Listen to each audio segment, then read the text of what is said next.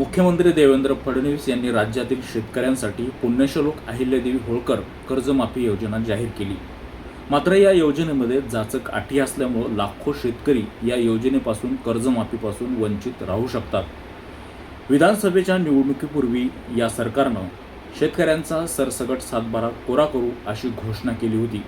मात्र या जाचक अटीमुळे अनेक शेतकरी वंचित राहू शकतात. त्यामुळं सरसकट शेतकऱ्याचा सातबारा कोरा झाला पाहिजे, या जाचक अटी रद्द झाल्या पाहिजेत. त्यामुळे पंढरपूरमधील छत्रपती शिवाजी महाराज चौकामध्ये रोहित पवार यांनी आंदोलन सुरू केलेलं आहे. अन्नदात्यासाठी अन्नत्याग आंदोलन आहे. आज या आंदोलनाचा तिसरा दिवस असून राज्यभरामधून मोठ्या प्रमाणामध्ये प्रतिसाद मिळत आहे.